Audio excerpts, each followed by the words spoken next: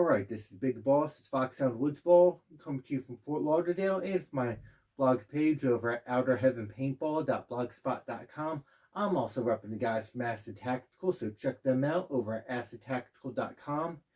Anyway, we're going to be discussing battle belts, war belts, duty belts, sub belts, whatever you fucking want to call them. I'm going to be straight with everyone. I have never been a big believer in the line 1, line 2, line 3 bullshit. I grew up in a day where you either had everything on a load-bearing belt and all your tertiary and support gear was stuck in a butt pack, or you had everything spread out to a tactical vest. I was never a big fan of chest rigs or anything like that, and quite frankly, I could say the guys that were going to GWAP were spoiled because they were in vehicles a lot, but I digress on that one. We're talking about the battle belt and the concept behind it. But before we get into that, let's have a word from our friends and sponsors over at Acid Tactical. You can check them out over at acidtactical.com. We'll be back right after this.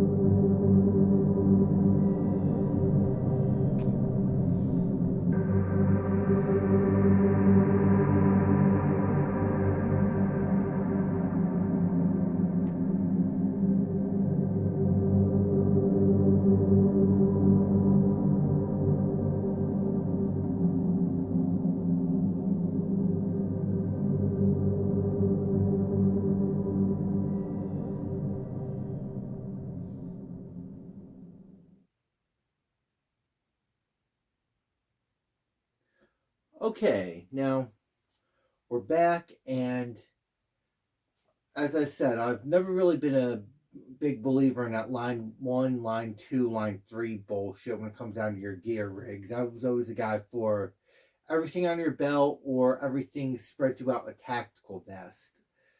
And I would say those definitely had merits, but it seems like we're going full circle almost. Now, if you guys understand your history, you know load-bearing gear, web gear has been a staple of armies for generations. Look at the kit we were using in World War I, World War II, Korea, Vietnam, the Gulf War, up to even through the early days of the global war on terror. We were still using Alice web gear, or we were using the LBV-88 family, but it seems like things are coming full circle again when it comes down to the battle belts. Now, I've got two different web kit configurations here. Your classic one right here, which is going to be your basic Alice load-bearing harness setup. This one is the standard GI issue with the Y harness. We're running a M1956 canvas butt pack on here from Roscoe. I've been buying a lot of their shit lately, so I'll explain in a different video. Got it with the first aid kit or IFAK hooked up to the butt pack. Basic thing. Got pouch for your comms gear, canteens, magazine pouches. And this is pretty much what guys were carrying for years. Now, when we look at the more modern interpretation of that as far as how battle belts came about, this one here is pretty straightforward. You have a place for tertiary kit. You've got your ammo, you've got a dump pouch, you got options to put. For me as a paintball player, it's going to be for my air tank. I could add canteens. So this is a lot of ways your modern load-bearing gear. But this has also been adopted by law enforcement as well, considering what a cop carries on their duty belt today, or how soldiers set their stuff up, especially if they're running plate carriers. Let me throw some pictures up here on some stuff that I've managed to find in regard to that. This is going to be spread between law enforcement and military, so let's check that one out.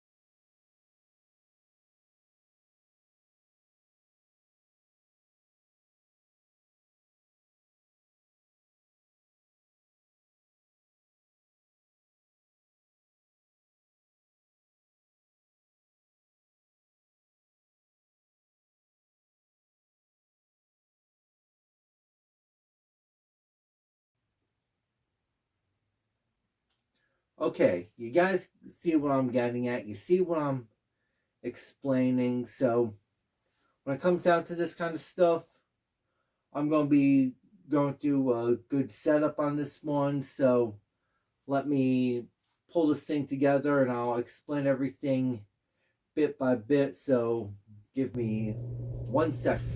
Okay, got my battle belt set up on. Now, this is a fairly straightforward conventional setup with a set of load-bearing suspenders, as you can see. Set up so that way it could hold up the weight of my equipment, especially the air tank on the back. Pretty much running a generic Cobra buckle belt with a battle belt sleeve made by Condor, as well as my magazine pouches for both the pistol and rifle mags are Condor made, as well as my dump pouch. The tank pouch on my back is Modern Combat Sports in their 8-color desert. Yeah, we all know that's fucking multicam. Got a cheapo counterfeit multicam pouch here for little odds and ends, but I'm going to be running down the whole thing explaining why this is set up as it is. So let's look at it this way. My belt buckle is going to be my 12 o'clock position if we're looking at this like a clock. My 1, 2, 3, and 4 o'clock positions are going to be nothing but ammunition for my various guns. 3 primary, 2 secondary. That way all my bases are covered in the event that I've just got to use this belt as a standalone system. I'm still able to be in the fight. I'm able to move fast. I'm able to be maneuverable where I need to be.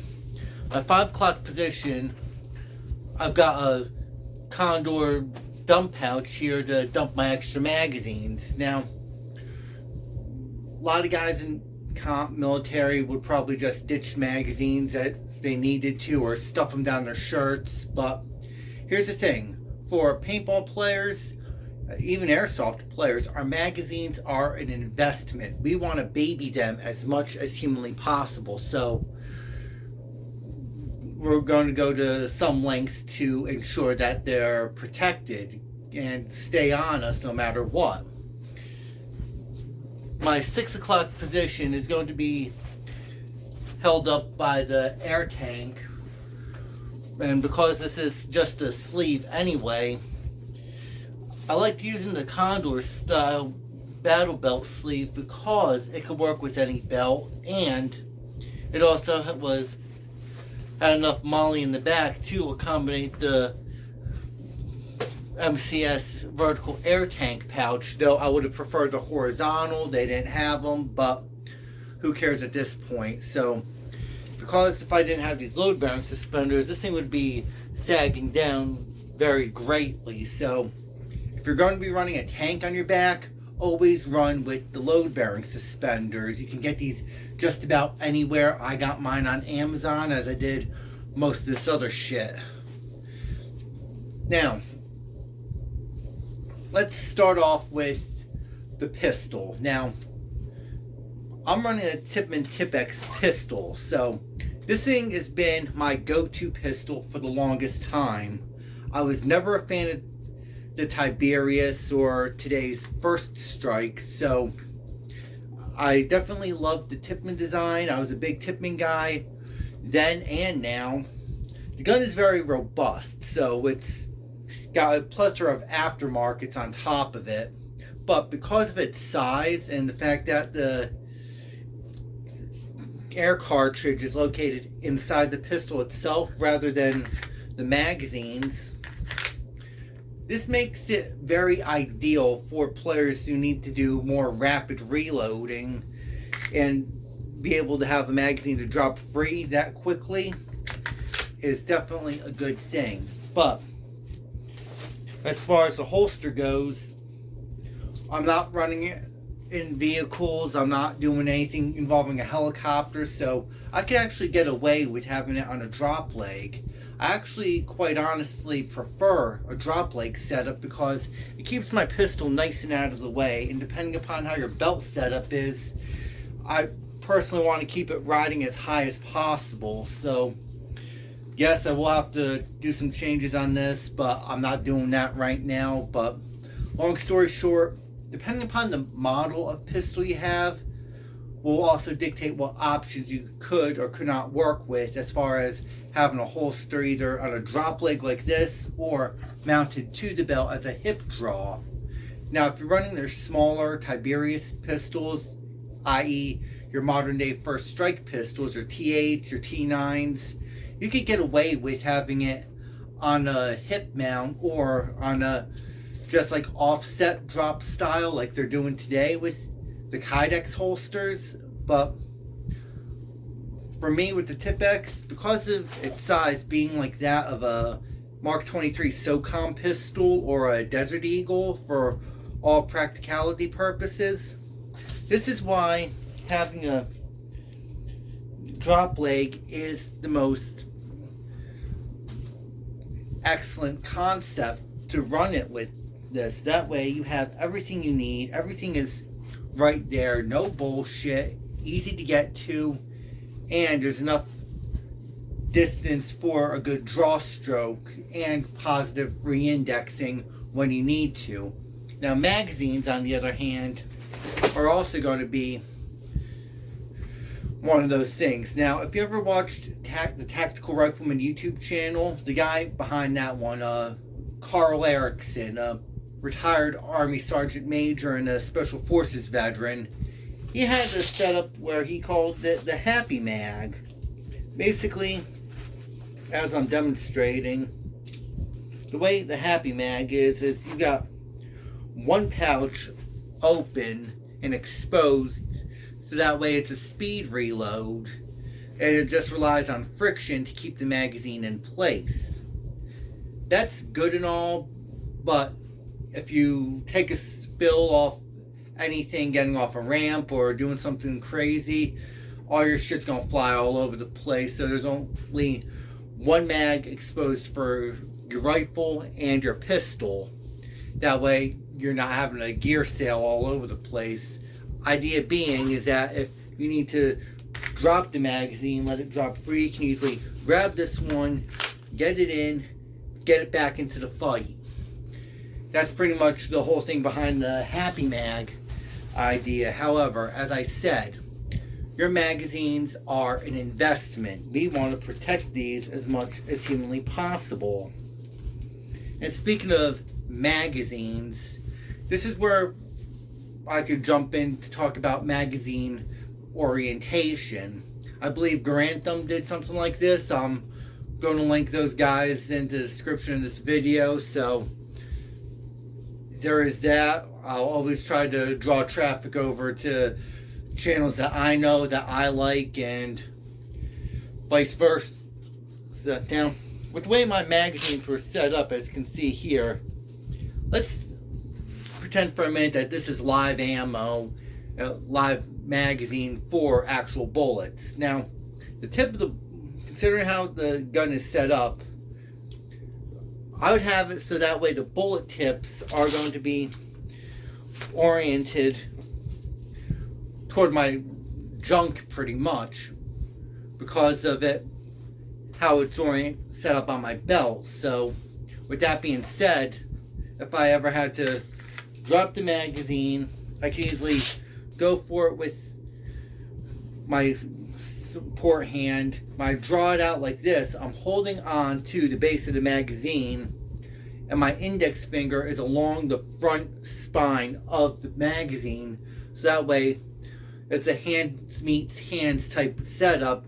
I can just go insert it, use my index finger as a guide to guide it into pistol. That way it allows for a smooth and fluid change from one magazine to another. Get that into the one magazine out, get the other one in, I'm back in a fight. Now with that being said, there's also how you do it with the rifle. Now, what I've got here is my Tippmann X7 Classic with my MK7 conversion kit. So, that being said, let's say I'm engaging targets, I need to reload. Let's just get this out of my way for a second. Now, I usually could leave these without the pull tabs on them, but I usually do that just as a quick reload. I've also got these set up with pull tabs on here, so that way if I'm using these in my other vests, I've got a way to pull them out. But because they're on my belt like this, it enables for a more rapid reload. Now, let's say my magazines for this gun are live ammo, so the tips of the bullets are going to be aimed toward the back. So when I grab it, I'm doing what's called a beer can grip. Grab it, pull it out. When I'm doing the reload, rotate the weapon like this, get it in, smack it, make sure it's in battery right, and I'm back in the fight. Easy as 1, 2, 3. It's set up to be able to, as I said with the pistol, you want a rapid yet fluid reload from your dead mags to your open mag, well, to a new mag. Same thing with the dump pouch here. Now, when it comes down to dump pouches, you could use it for a wide range of ideas. You're running a dump pouch to retain your empty magazines, retain used paint grenades if you're running a grenade launcher. If you're doing law enforcement, it's for taking stuff off of criminals when you're doing a field investigation, or you're taking contraband off inmates in a jail setting. For us, it's the same thing. When you're on a flat range, guys will throw stuff in like Algene bottles, extra mags, little odds and ends type deal, so that way they have a more comfortable day on the range. For us, it's about maintaining our magazines. So normally speaking, if I'm having to walk to the engagement area, this dump pouch is going to be secured. It's going to be closed up, locked up, because just like with some guys in the military, they will do stupid shit, like they'll dump weirdo shit into your dump pouch just as a practical joke. It's one of those kind of things that's been going on since the dawn of standing armies. It's one of those culture things. I'm not getting into that one, but still, if I haven't said it already, I'm not a vet, I'm not military. As a tactical paintball player, I've played with and against guys that were SWAT cops. I played against guys that did a tour of duty or two in either Iraq, Afghanistan, or both. So that's why I've got my stuff set up as I do, because I've learned from guys like that, and it's given me that perspective to deal with. But dump pouch wise, if I know I'm going right into the fight, like a walk-on field, the second that ref says go or sounds an air horn, it's on. You gotta have your shit together and ready to go. So For walk-on fields, I would have it deployed out already. If I'm having to move to an engagement point, you keep it shut. But when you're getting there, pop it open, get it out, because you know you're going to be in for it the second that ref says go. So, that being said, I have mine set up so that way when I have to ditch a magazine, it can easily go into this pouch. And with a little bit of practice, you can practically do this without having to worry too much. But see, I probably need a bigger dump pouch because this would not hold that many magazines. But with that being said, I still have the option to keep this thing stuffed full of magazines. Air tank, on the other hand, I've got it set up right here where a butt pack would be if I was running web gear. The reason being is at your 6 o'clock position, it makes it easy to access with your left hand or your right hand if you have to disengage the air tank or unscrew it from the remote line or anything like that. You want to be able to have that kind of access to it one way or another. That's why the vertical setup right here in the middle is the most advantageous. But the drawback is it's concentrated to that one area, and it's not low profile enough for you to have other things that you would benefit with a more horizontal setup. Other than that, you know, I said this part is left blank for my draw stroke, but if I wanted to, I could add another canteen pouch on here. I could add another pouch for an Algene bottle, stuff like that if I'm looking to turn this thing into proper web kit. And then we got this pouch here, which is your little odds and ends pouch. Now, this thing is pretty much a counterfeit multicam pouch. I could put anything from a pistol mag in here if I want to run an additional magazine. This would be like my last ditch mag anyway if I absolutely had to pull it from there, but I don't have enough power in my air tanks to facilitate a fourth magazine for the pistol unless I'm running it on an airline. But I could put anything in here from flashlights. I could put in a whole bunch of support gear, mini IFAC, administrative stuff like a Right in the Rain, stuff like that. This is a general purpose pouch for those particular reasons. But here's the most crucial thing you need to know about a battle belt when you're setting yours up. It has to work with other equipment. This is part of a system. Scale it up, scale it down. With my belt set up the way this is, I can run this like a competition shooter because I've got my magazines here. I could run and gun. I've got my air tank, so I'm pretty much set up to play as far as technicality. I could just run this shit all day long and I could be effective on the field.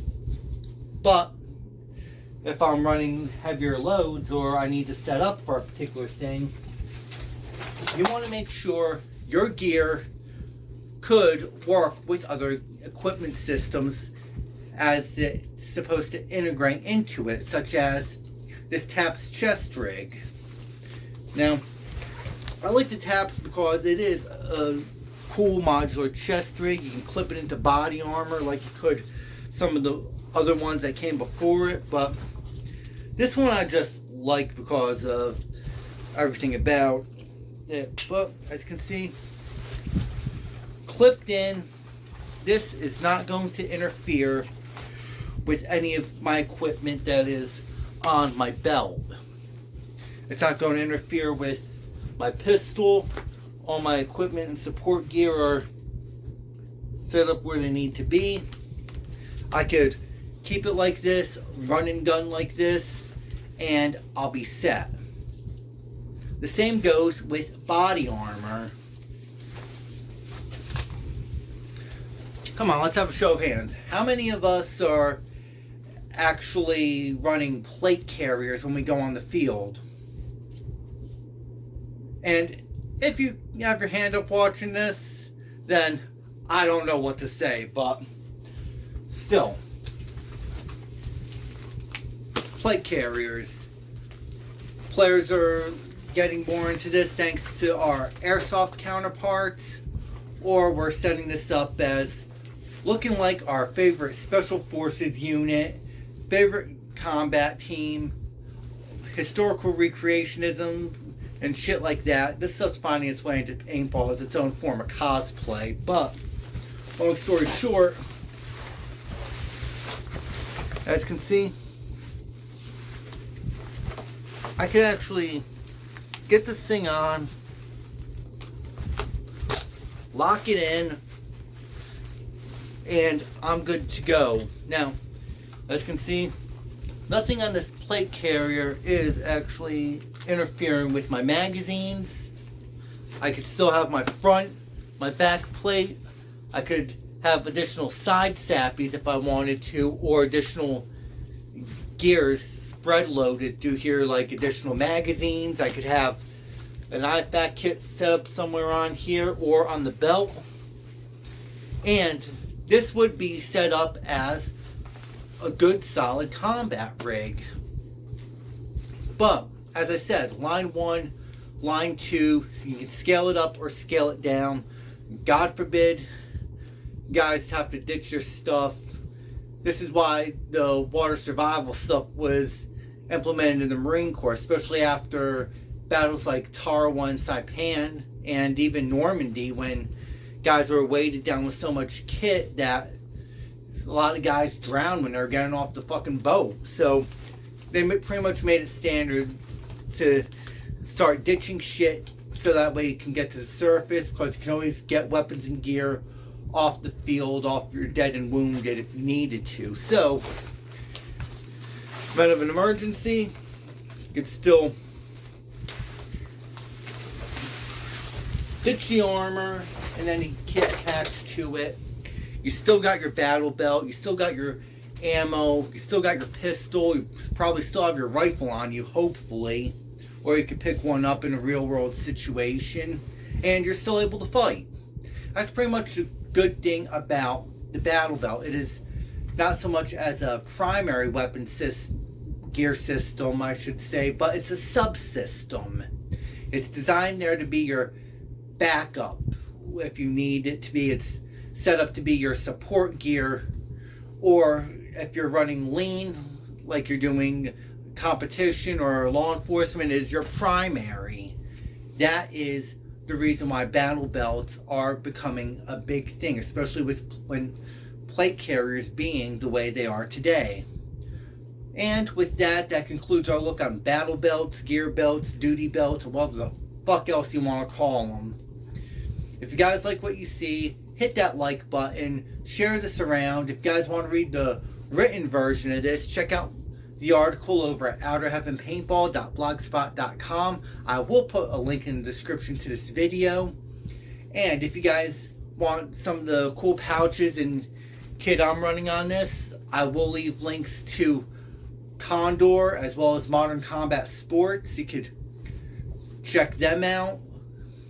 And finally, if you need cool molly accessories, or you need rail accessories for your paintball gun, airsoft gun, or your real steel, check out my friends over at acidtactical.com.